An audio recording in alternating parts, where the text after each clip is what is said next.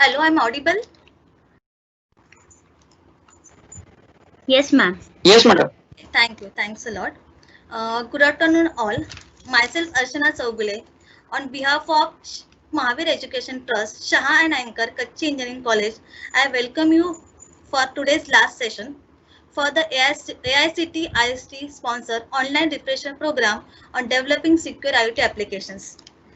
I welcome Dr. VC Kotak sir also for these sessions. Now, it's my privilege to introduce our today's speaker, Mr. Abhay Panchake sir.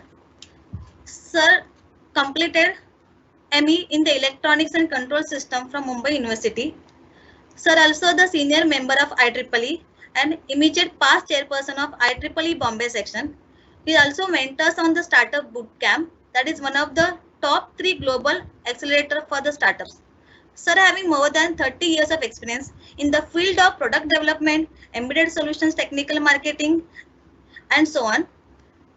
Some of the systems which are developed by the SIR, which include the mission critical military grade systems, air traffic controller simulator, radar tracking systems, and healthcare ERP and portals. Then he performed variety of roles in the different international and Indian organizations, which includes directors, presidents, COO, chief technical architect, and so on.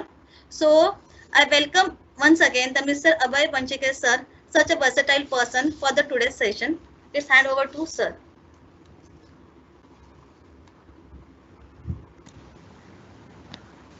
Yeah, hello. Can you hear me? Yes, sir. Yes.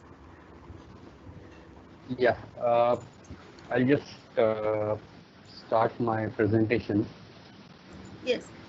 And anyway,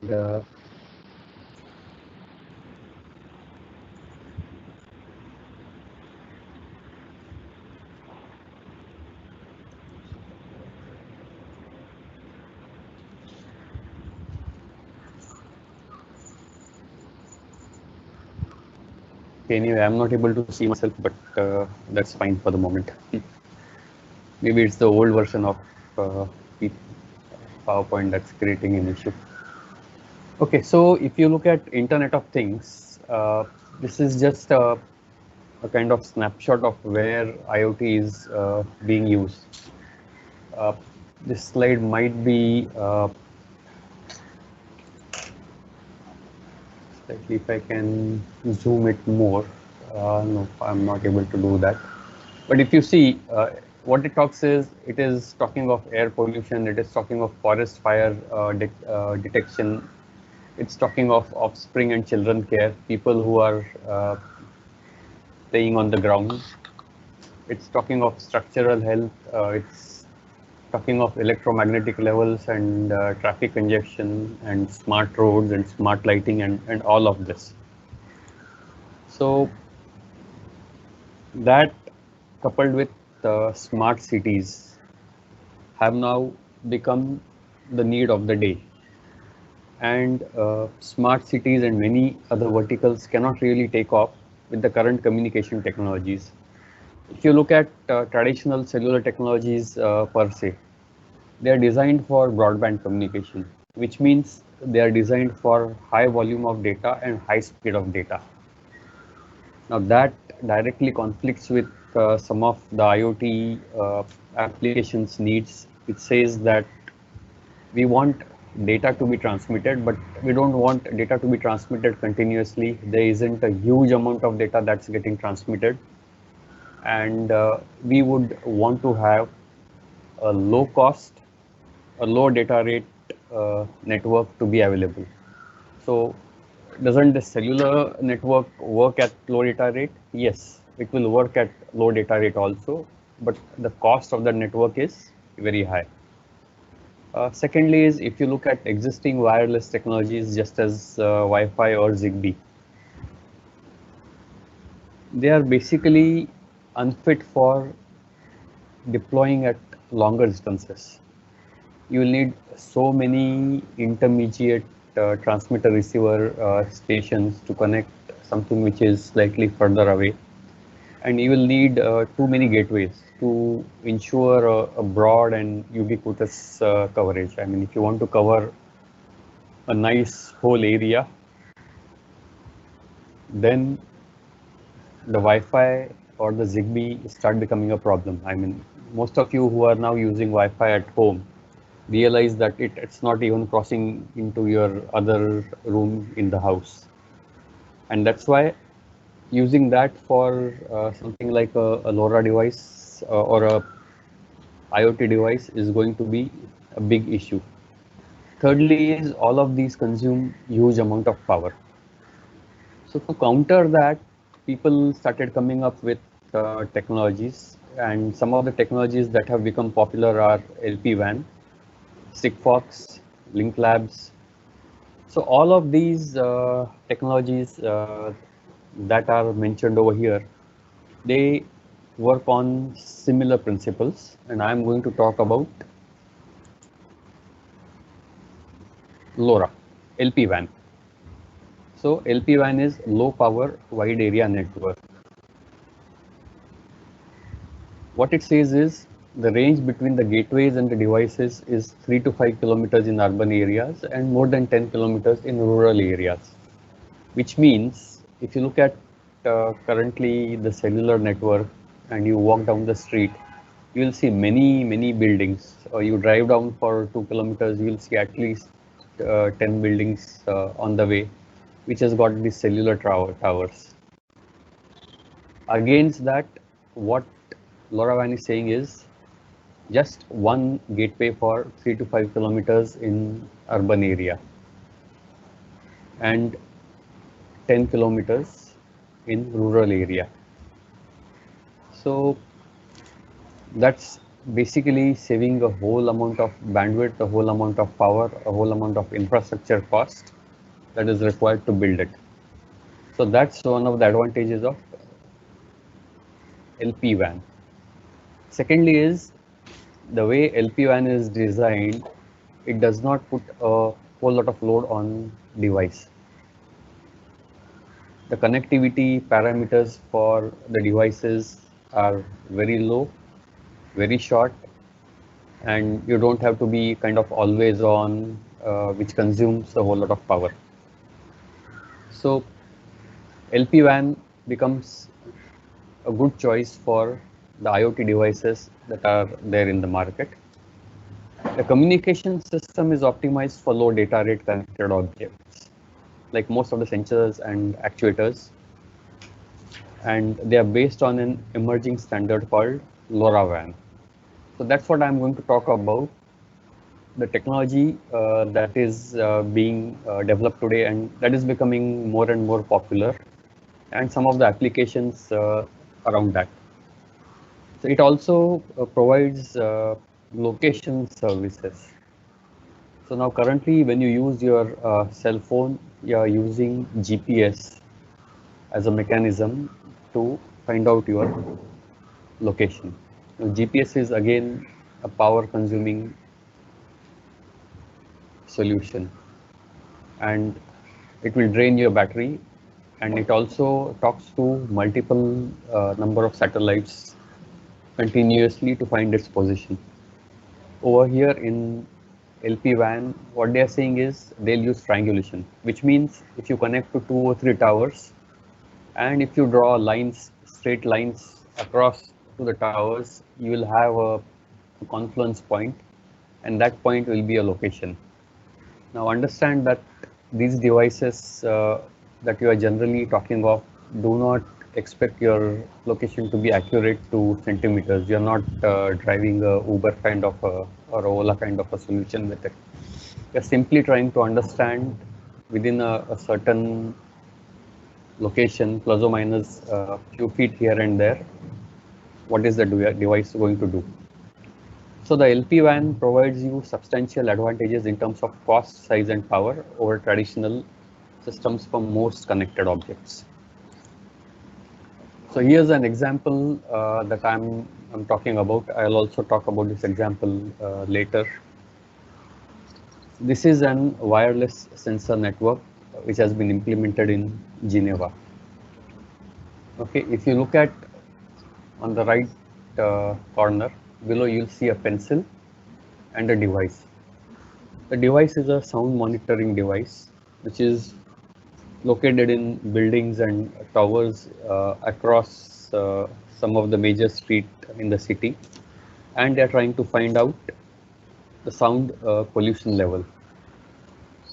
So now these devices talk to just one single outdoor gateway, and they are covering about 5 kilometers. This gateway is covering about 5 kilometers worth of area.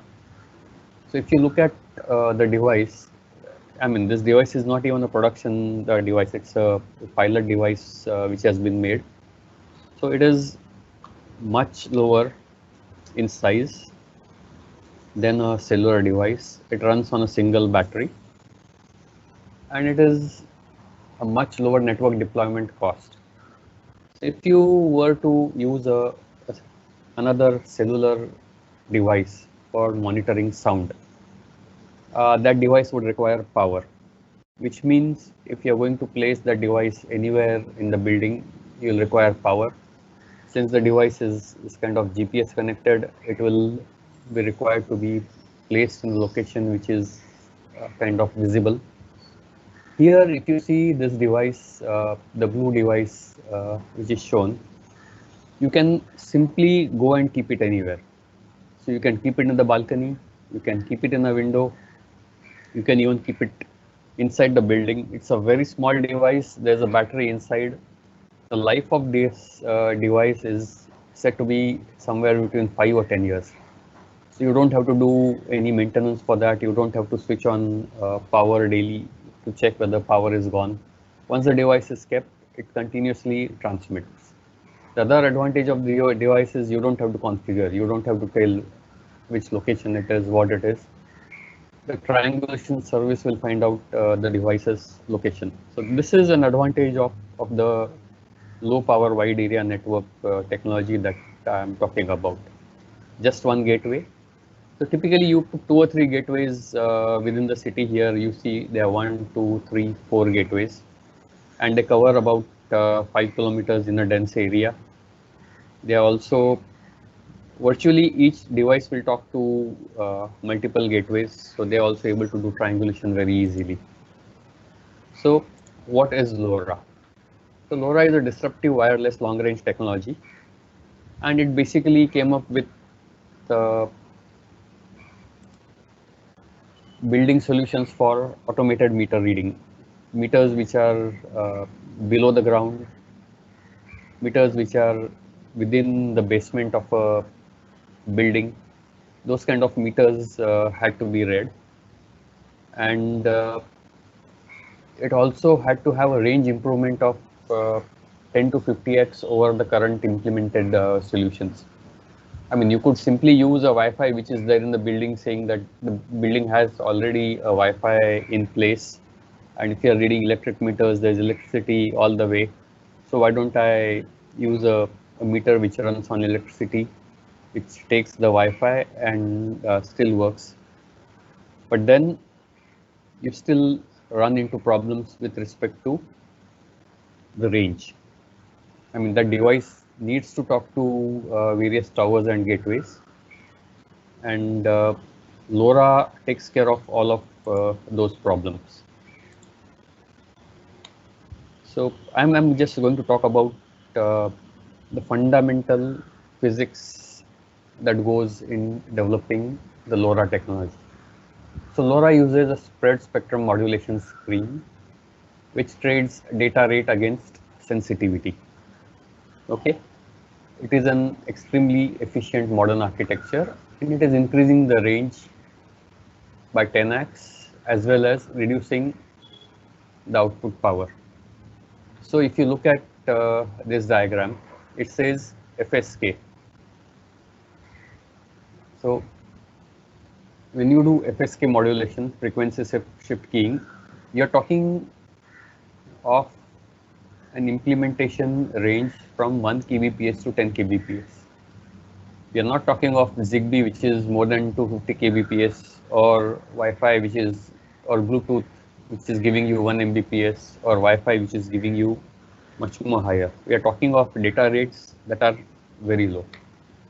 And if you look at the power that is consumed, the power that is consumed is close to 125 to 140 dBm on the negative side, which means the power is significantly lower.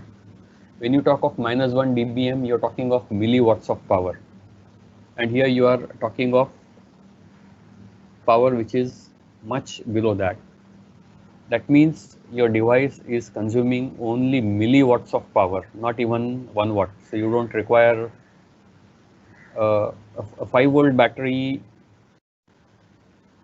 with, or even our cellular battery, which is 4000 milliamps, that is 4 milliamps battery. And typically they are about 3 to 5, 3.5 to 5 volts, which means they are giving you power somewhere between 14 to 20 watts. And that 14 to 20 watt of power, you are able to run your cellular phone for a day.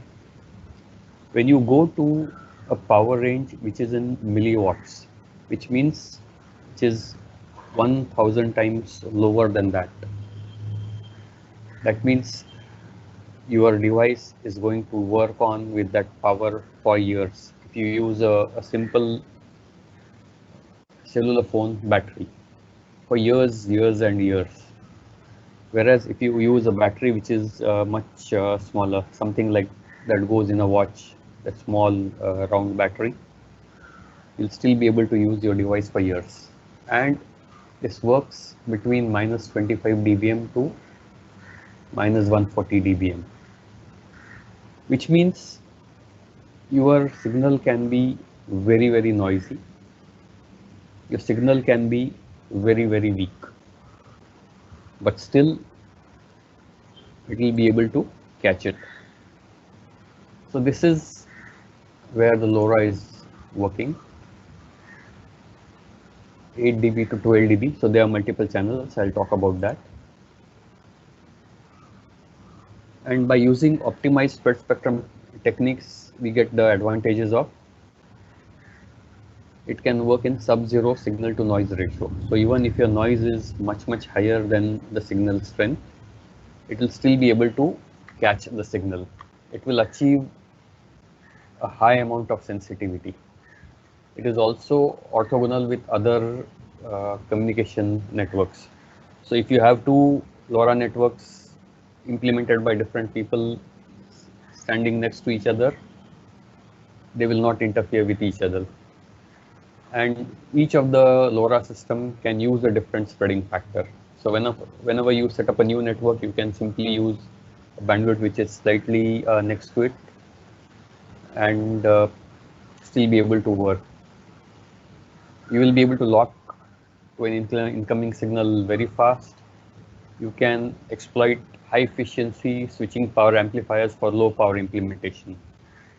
And it also does not require accurate frequency references because you're using a spread spectrum. So like if you're using a cellular phone at 900 megahertz, you really have to be at 900 megahertz. Here, if you kind of spread your spectrum 10-15% here and there in LoRa, you'll still be able to catch it because that's what it is designed for.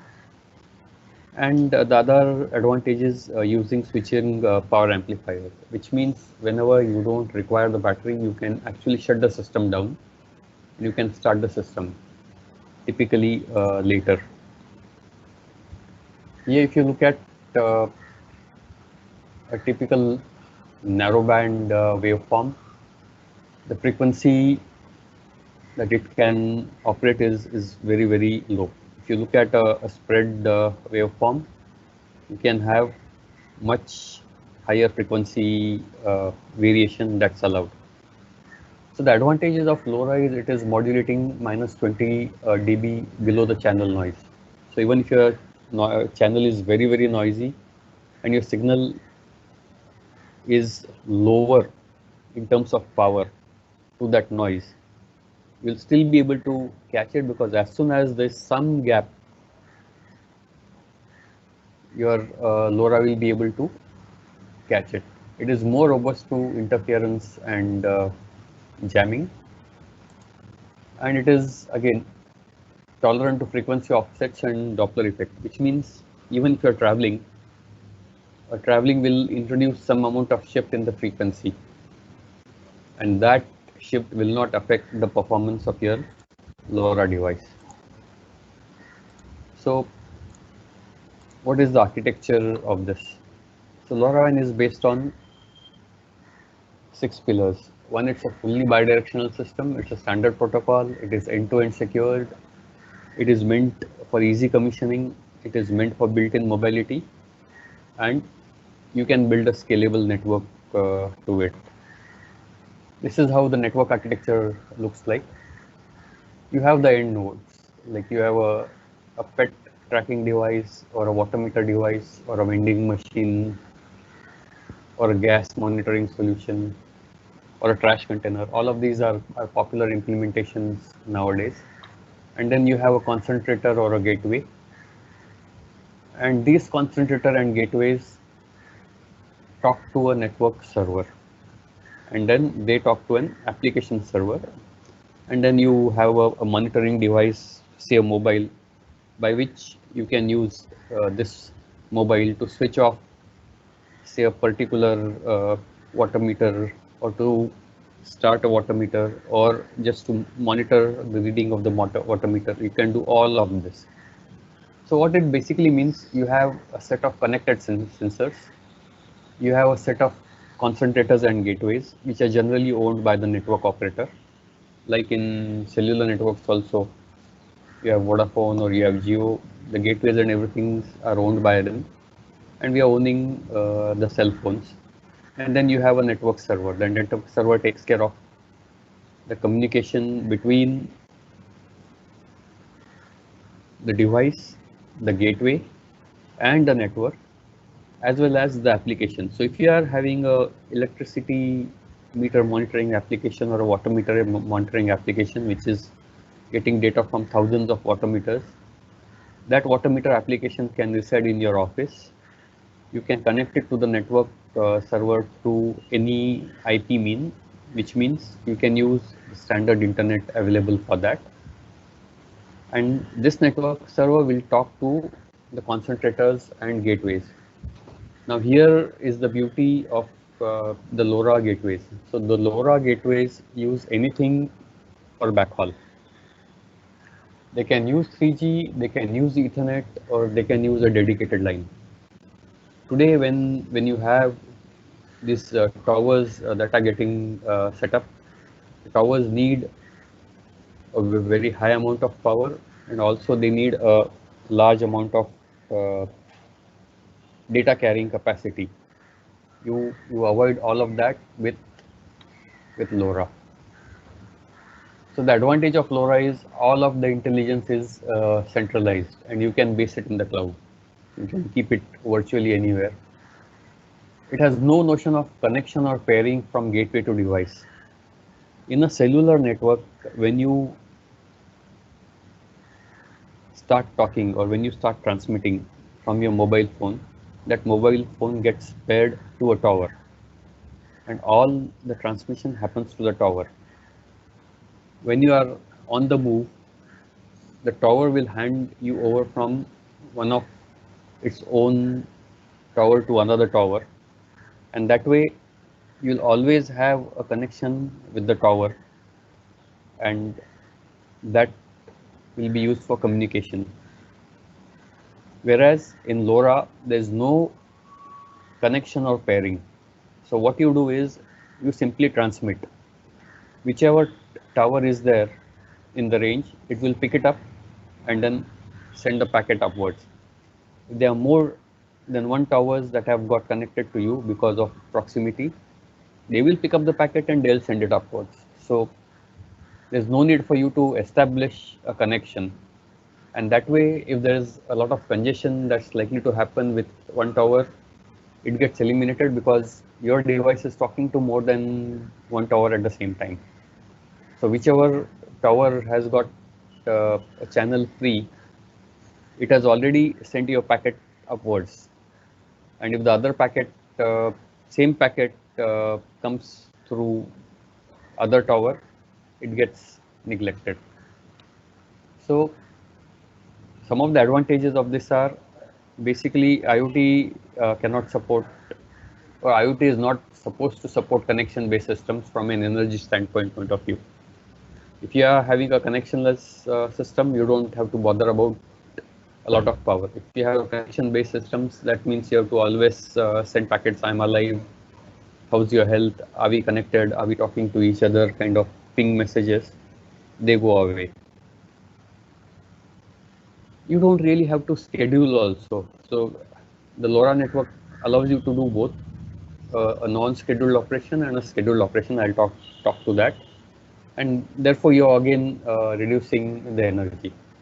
And thirdly is LoRa uses a license-free band. A license-free band, LoRa uses basically RF that is available freely. The 865 megahertz plus or minus 865 band range, which is free for transmission, and it's RF technology. So it's like your radio. You can move with your radio anywhere within the house. The radio is actually getting signal from a tower which is far away, and that RF is the fundamental base of LoRa. So LoRa has three classes of operation. So okay, we did some testing on LoRa. We were able to take a LoRa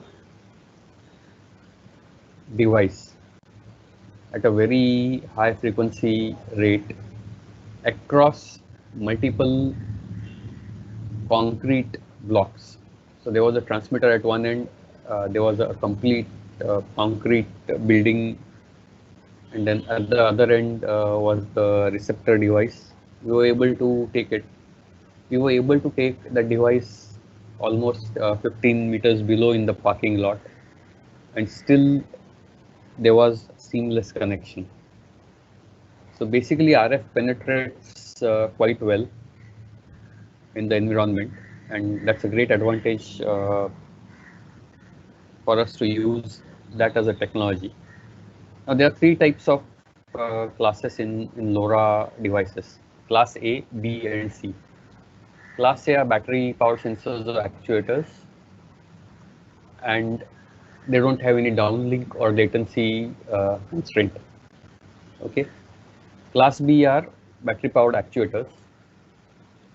They are used for beacons.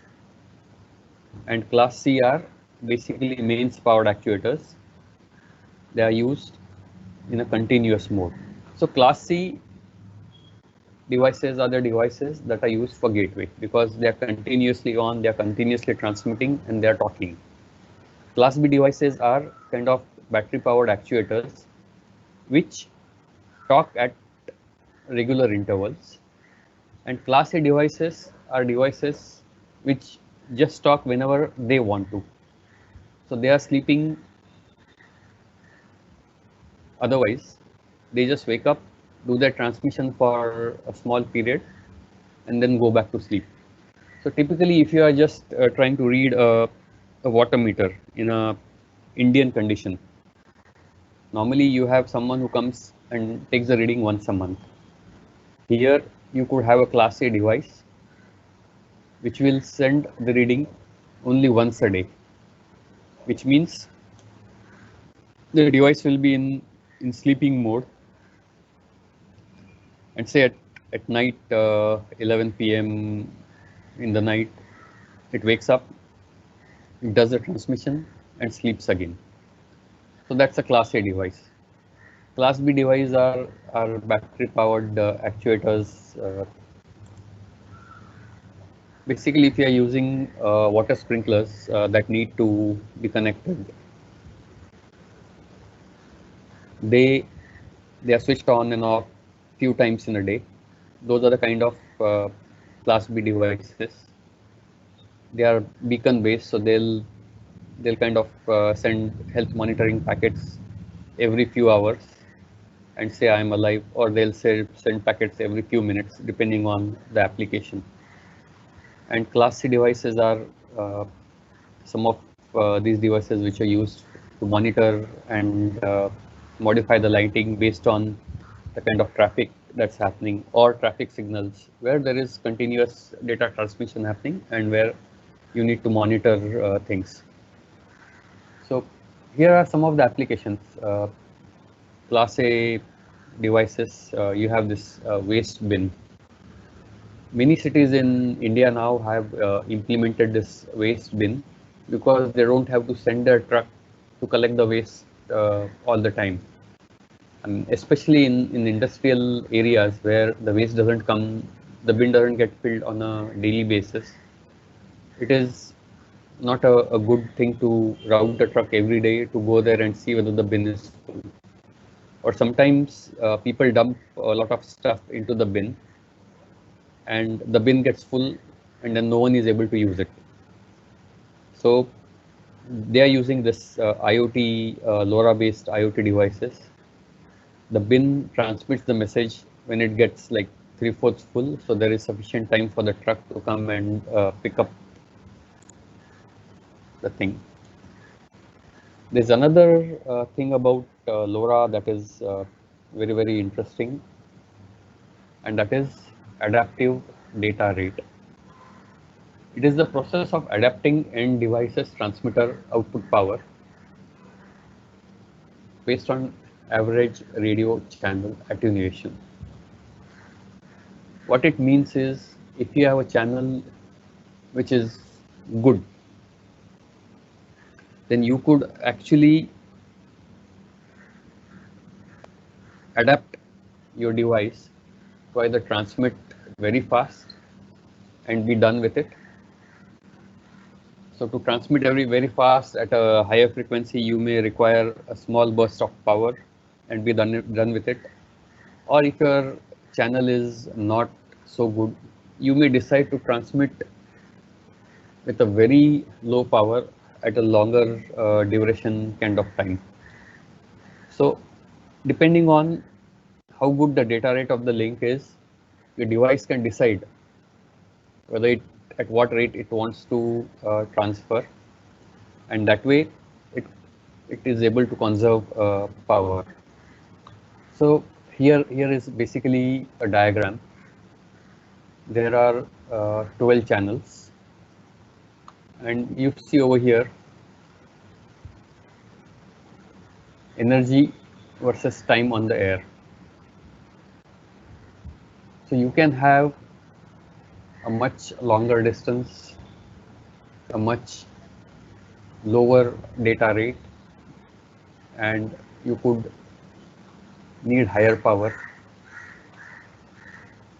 You could also increase the data rate and go down to lower power and transmit. So basically,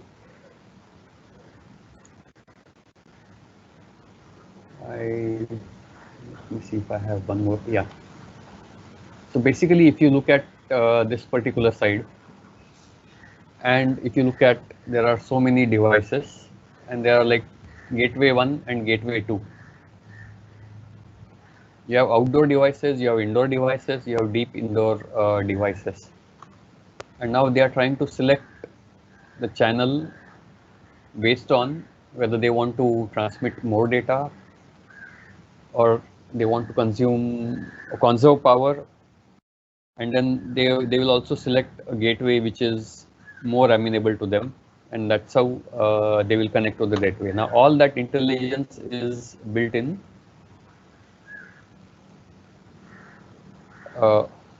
ADR kind of application in LoRa. So all of this comes in as a built-in module. Now here is a spectral scan that I have taken. So LoRa basically works at 865 megahertz, and this is the spectral scan we have taken at Saket. At Shah and Ankar College, there are so many devices that are transmitting. You have RFID devices which are basically used for identity. You have Bluetooth, you have Zigbee, and all of them are using this same frequency of 865.4 megahertz, and here 865.7 megahertz. I've taken two scans, and if you see, these devices are transmitting between minus 60 to minus 100 dBm. And now, if you see below 120, there's hardly any interference, there's hardly any signal. If LoRa is able to transmit at this kind of low power, and if it gets detected, even if there's a lot of noise, so all of this is noise. And over here, if you transmit, that will be able to be caught by the LoRa devices. So ADR is good for network, which means there's at no point an end device which is required to talk to a particular gateway or use a particular data rate. You can actually free up channel time to optimize network capacity. ADR is also good for end device. End device with a good radio channel use higher data rate, and therefore they're able to switch off themselves much faster, and they conserve the energy. Conversely, devices with good radio channel can afford longer messages also. So suppose you're sending some monitoring data, continuous monitoring data for say lighting applications. If you have a good radio channel, you can pack in a whole lot of data.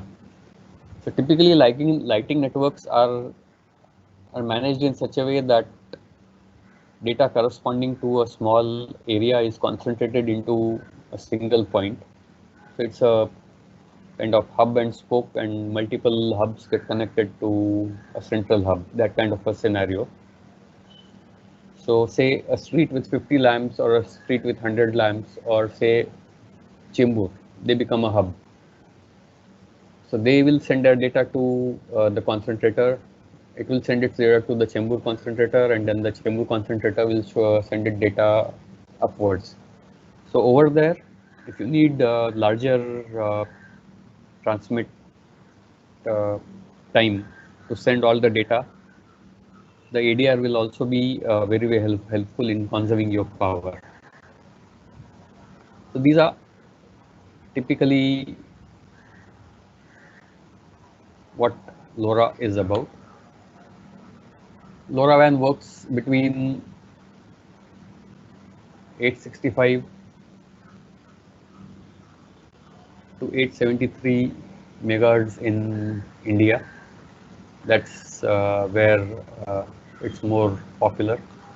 Typical LoRaWAN implementation has 8 channels with multiple data rates from 2.4 bits per second to 5.5 kilobits per second. So that way you can create your device to talk to these channels. It is not necessary that your device will talk on this channel only. The advantage of having this kind of channel means you allocate a channel for a particular device, and that way you free up bandwidth for other devices to come in. So before I go to security, I'll talk about some of the implementations of LoRa that I was involved with. So there is an implementation of LoRa done by Tata Communications, and there are like few hundred gateways that have spread across the city. So they have virtually covered the whole of city, and we have seen.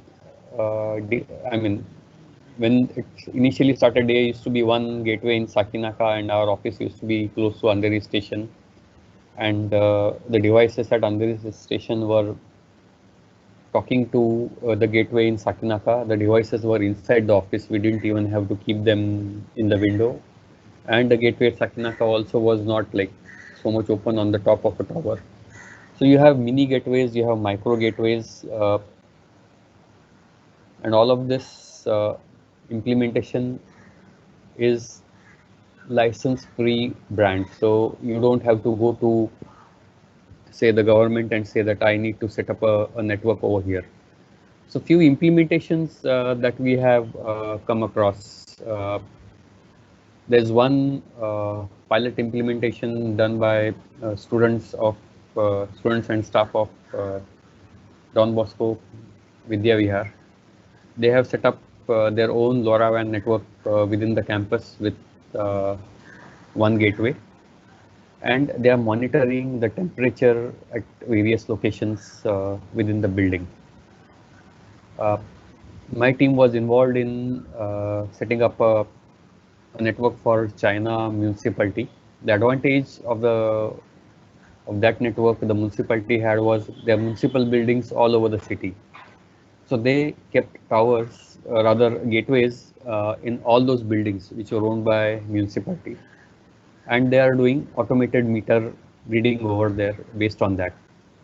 So that whole network is an independent network owned by the municipality. They are not dependent on any of the cellular networks, and they don't have to pay a whole amount of cellular charges.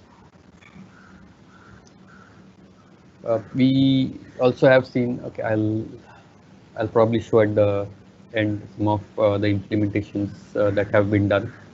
So within India, the last I knew was there were more than 50 cities where Tata Communications had put up their network, and there have been few thousand gateways already up and running. There have been various kind of implementations commonly seen.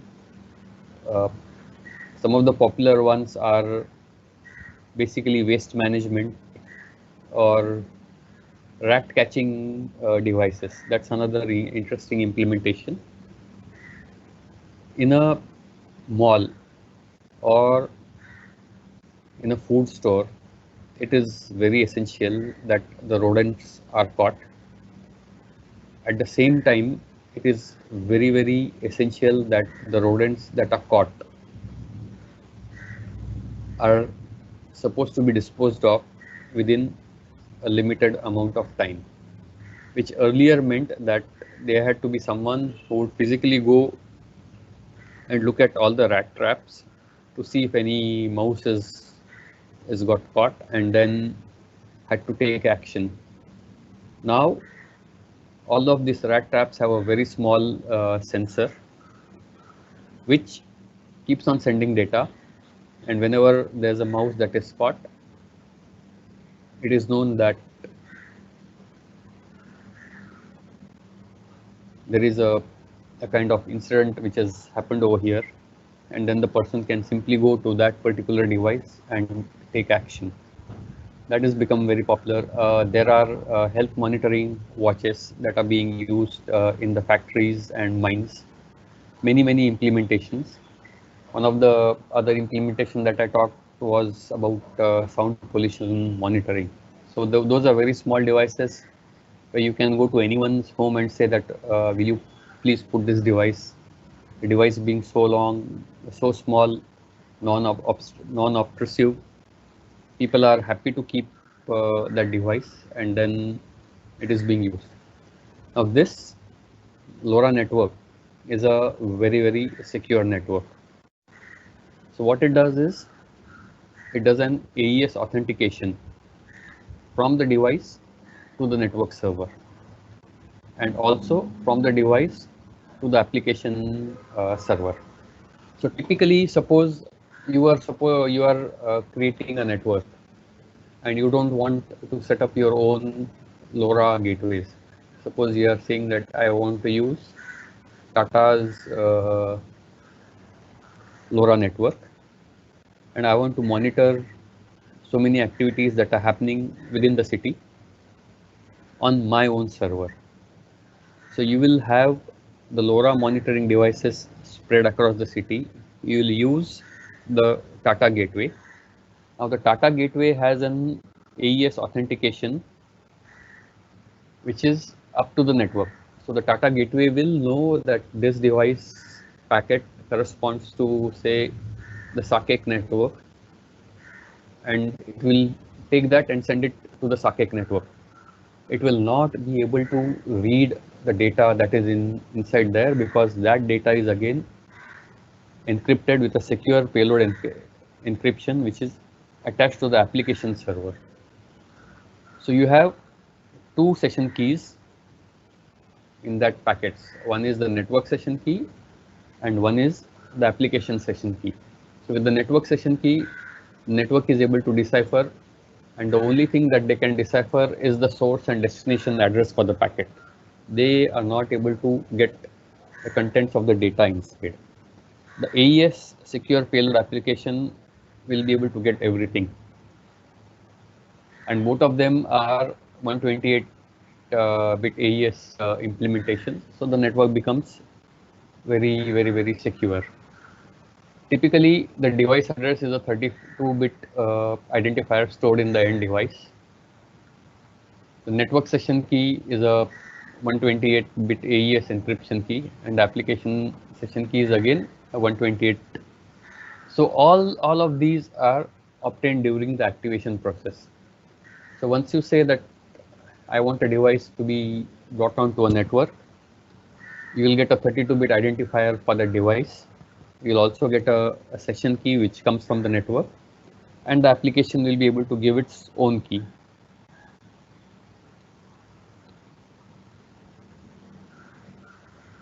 End device personalization and activation. To participate in the LoRaWAN network, a device has to be personalized and activated. So the end device is configured at production time, and before the end device can communicate to a LoRaWAN network, it must be activated. So what does it mean? It is like a cell phone, but you don't have to insert a SIM.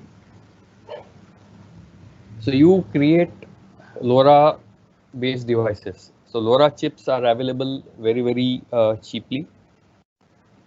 They are, I mean, the last I bought was about $3 to $4 for a chip. So your sensor plus your chip, you are able to create devices in the range of about 300 rupees, which is quite cheap. And if you buy in bulk, you could go to less than $1, I guess. So with that, you create your own device.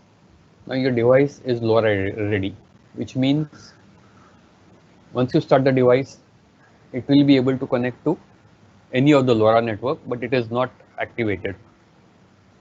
So you then get it activated with any of the LoRa service provider, or you create your own gateway, you put in your activation code, and that activation code then gets latched onto your device, and your device is activated and configured on that network. And once it basically gets activated on the network, it will start communicating with that. There are basically service provider specific devices also. In this scenario, the device is of a specific service provider and it gets activated over the air on any network. So the device is maybe given by Tata, but you could actually activate it on any other network if you take it abroad and those kind of things. If you bring it into a Tata network, it is already pre-activated.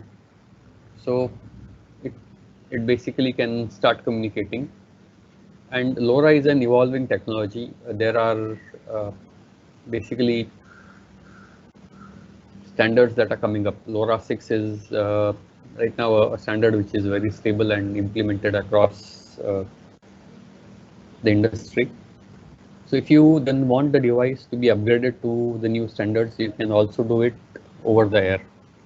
So basically you can use the same channel for communication to basically upgrade your device when the device is not transmitting heavily. What are the kinds of gateways that are there? If you see, there are very small gateways. These are called mini gateways, and there are micro gateways, and there are main gateways. So on a main gateway, about 250,000 devices can communicate very easily. We are using mini gateways and micro gateways at many places, and we haven't seen any bandwidth issue with them. I mean, of course, we have not had any implementation where there are 100,000 of devices that are talking to these gateways, but few hundred devices can talk to a micro gateway very easily. They basically talk to the LoRaWAN network, and the LoRaWAN network, the gateways, their backend servers could actually be in cloud. So you could set up your LoRaWAN network on Amazon, and you could have your user interface also on Amazon, or you could set up your LoRaWAN network within your office, and you can have a completely end-to-end secure thing.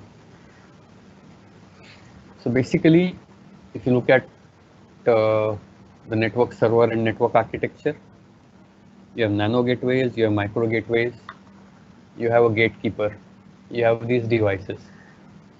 So what will happen is a device will communicate to all the gateways within the region.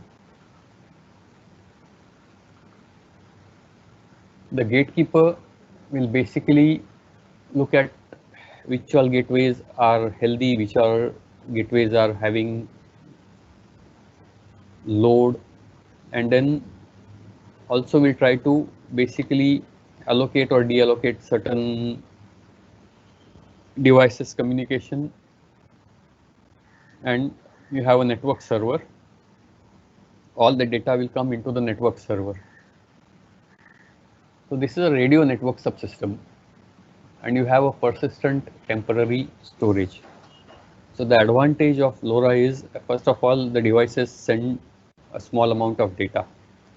So all that data can be stored in a persistent storage. If for any reason there's a network outage at any point of time, all the communication that you have sent will be in this persistent storage, and when the communication comes up again, the storage will kind of go back. And then you have your data access subsystem, where you have access control, where you have so many other LoRa services. Like you want to switch on, switch off certain sensors. You want to allow certain sensors to transmit at some point of time. You have your devices and customer database. If you want to have a map of the devices that are transmitting, say at this particular frequency, or if you want a map of devices that you own, or if you want to see how much of data is coming from a particular set of devices, all of that you can do within the data access subsystem. And then you have your application servers, where you have your typically billing application and monitoring applications that you have built. So this I have kind of covered LoRa. I've also covered the fundamentals of technology. I have covered some of the implementations that are happening. So where are all these implemented? As I told you, there are municipalities who are implementing to set up their own network. There are colleges who have set up their own network to monitor temperature. You can have so many other applications that you build. There are people who are using it to monitor their animals. So within a farm, within a huge farm, basically each of the animal wears a LoRa device. I mean, it's not something that is new. All of the applications that I'm talking of were applications that were being used earlier, but those applications were consuming a whole lot of power and a whole lot of bandwidth. Now, these are basically quit and forget kind of devices. So once you put it on the animal, you don't have to really worry about the changing of batteries and other things, and you can keep a track whether the animal is within your area or it's straying away. Earlier, the other problem with Wi-Fi or other networks was there was a limited area coverage, and if something went out of the coverage, you would know that it is gone out of that area, but it was difficult to track where it is gone. Here, LoRa does a huge amount of area coverage. So even if something goes outside your boundary, it will ring an alarm, but it will still keep transmitting the data of that outside the boundary also, because LoRa covers a far significant area. So you'll know exactly where to go and kind of pick it up. So these are many of the implementations that are happening. There is a pipe leak monitoring system that is being used by oil companies. So they have sensors all across the pipes, and then the sensors keep transmitting various parameters which will let them know whether there is a leak that's happening within a certain segment of the pipe. Uh, so with all of this, what is it for us as basically people who are associated with academics and students? What can we do with LoRa? Basically, you can develop new devices and applications. So some of these students earlier in the projects have developed meter reading solutions. They have developed temperature monitoring solutions. One of the need that came to me was from a person who had given his various machines to the metro rail kind of setup. So basically what he said is, I have thousands of machines which I have given on lease, and they're being used all across the city, and it's like 50 kilometers.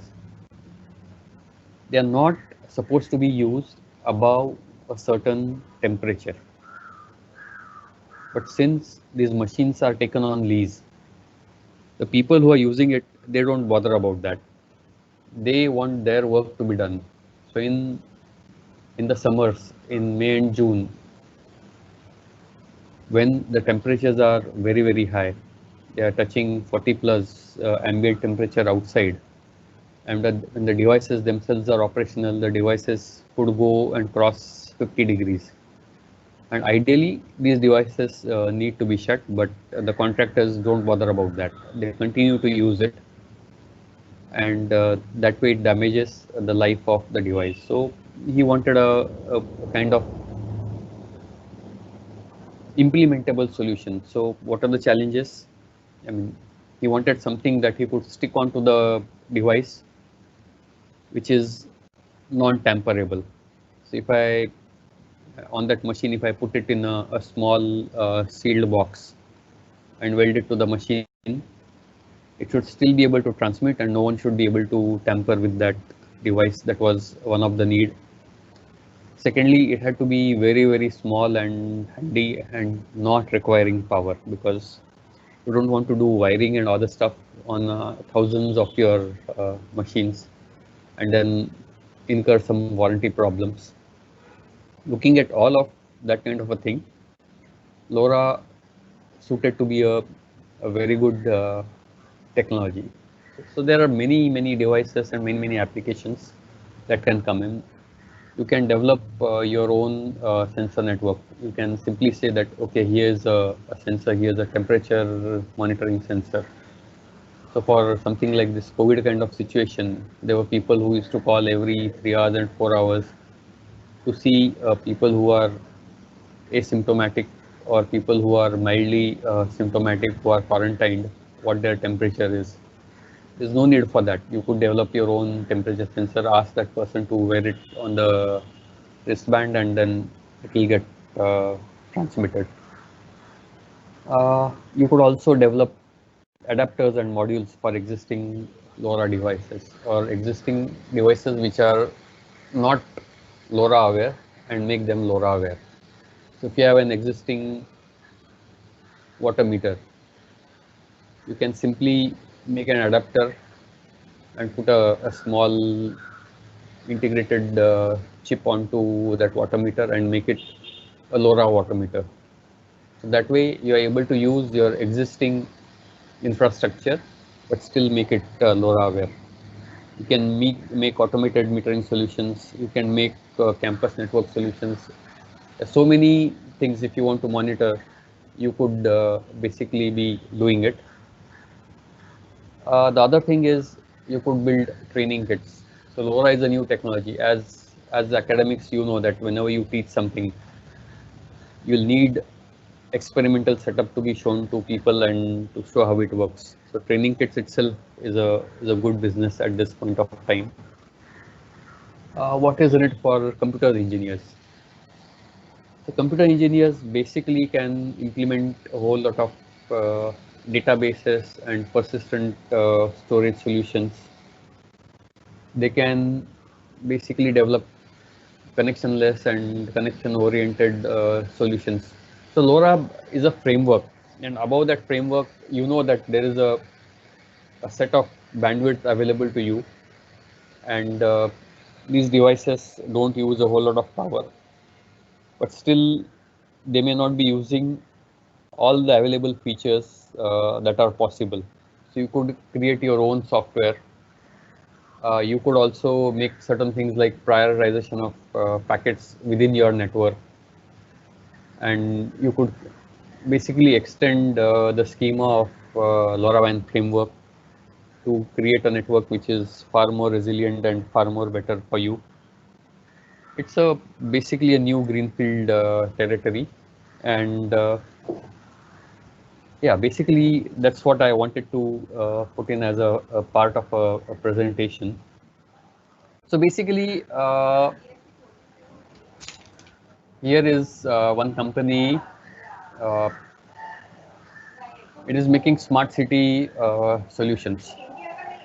Okay, 11x is a team of people who actually used to work with BlackBerry, and they're complete technology people who are now building smart city solutions, and they are using LoRaWAN. So these are some of the things that they have made. Monitoring and analyzing environmental and air quality aspects of smart cities. So all of these are kind of devices of this kind. And monitoring room and space occupancy. So these devices are also used for parking lot availability. So within a parking lot, typically when you have large number of spaces, you don't know which space is free.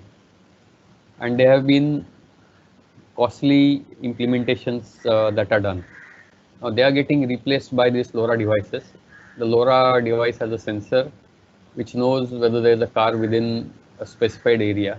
If not, then it shows that that particular slot is empty. So whenever a car comes within the society parking lot or a mall parking lot, it knows exactly which all slots are empty, and they can be used to do that. It is also doing people counting. Typically, I mean, there are buildings or areas which are supposed to be hazardous or kind of fire prone. So up till now, what used to happen is if there's a fire alarm, there had been designated people who would be given the task of counting the people within their area. So like in the morning, if I'm the fire attender today, I would keep a watch on how many people are there in my section. So I'll keep a count, and I have to keep a note of that count every, say, 1 or 2 hours, saying that, okay, in the morning there were 50 people in my section. Suppose 2 people went out on temporary duty. So after 2 hours, I have to note that there are 48. And whenever a fire alarm comes, everyone runs to a specified spot and gathers over there. And then it's my responsibility to count. Okay, there are 48 people. That means there's no one inside. Now all of that thing is getting kind of eliminated by these people counting devices. You have waste level monitoring, you have leak detection, you have door and window open closing monitoring. So there are certain areas like your server room where you are not allowed to go, but you cannot keep the server room completely locked. Or there are basically fire escape areas which you cannot lock them. So when I did a couple of audits, I used to find that the fire escape exit in a building. I mean, India, you will see it in most of the buildings that is locked.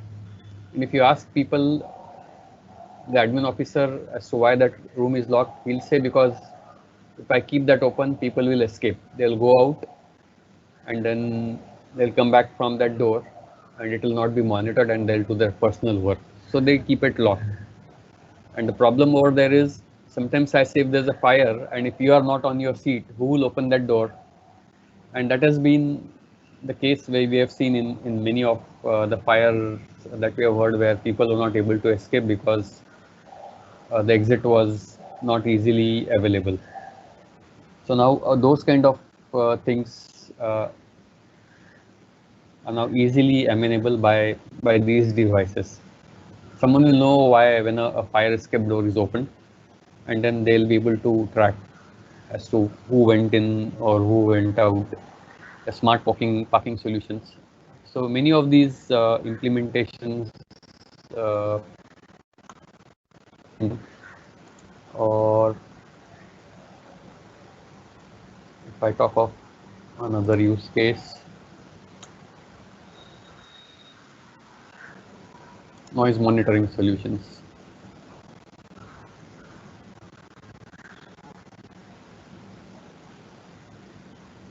So this is basically a sound level measured by the sensor. So this sensor is covering this much area, and all the sound that happens within this area gets measured. Now you can see that this device is there on the first floor of the building. You can have it on the second floor. You can have it. This is Geneva, so the buildings over here are not tall, but you can really keep it on higher floors, and then you would know that how much disturbance is happening. And sometimes in the night, even a dog bark can disturb someone who's sleeping on the 15th floor. It comes up very, very clearly. And and based on that, basically what they do is they calculate the ambient decibel level in a particular area, and then they try to shut down devices that are making those noise. So these are some of the implementations of LoRa that have become popular. So there are many such implementations that are there.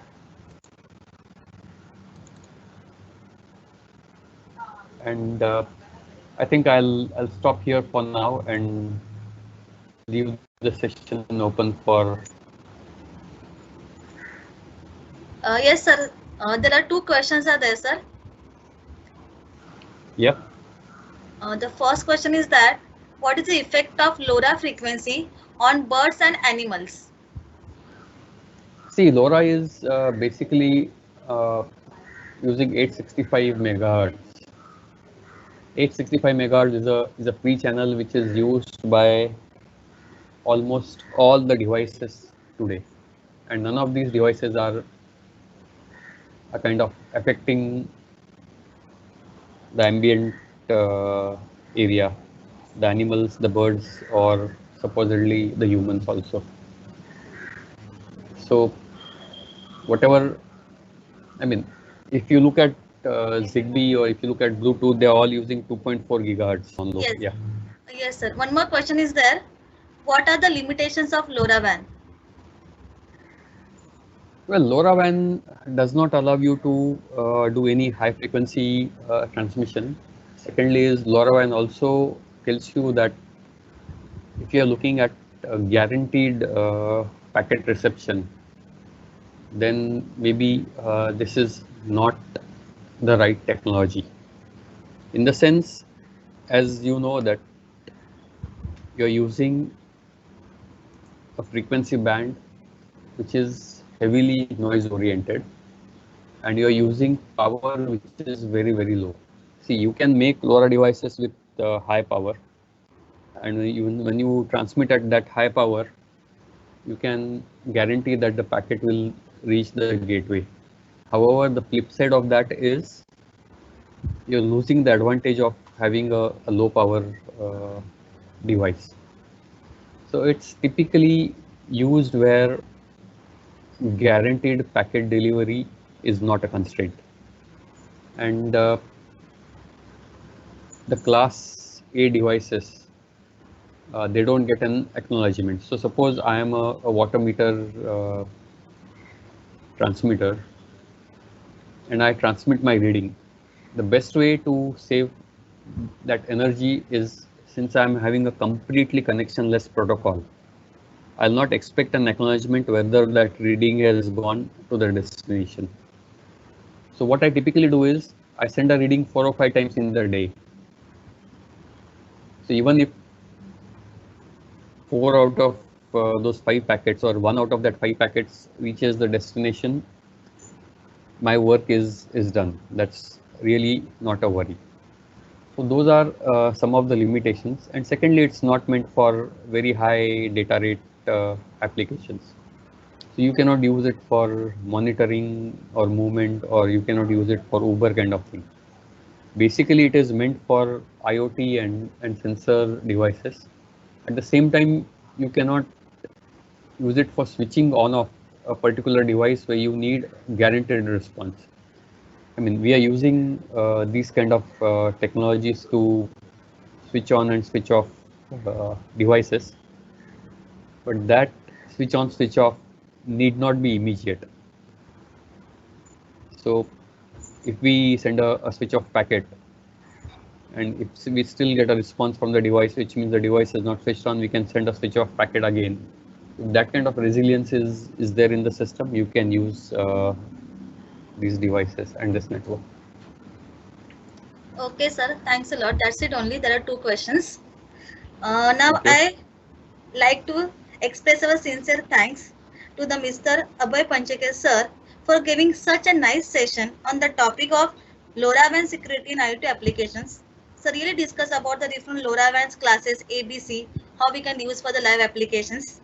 Now I request our speakers, please consider our the token of appreciation as a virtual memento, sir. Okay, thank you. Thank you for Thanks this. a lot, sir. Now I request all the participants. The feedback link is posted in the question and answer chat box. All of you please fill that, then only will get the attendance and your certificates. Thanks a lot for everyone. Okay, That's thank it you. for today's session. Thank you, sir. Thanks a lot. Thank Okay. you. Okay, thanks. Yeah.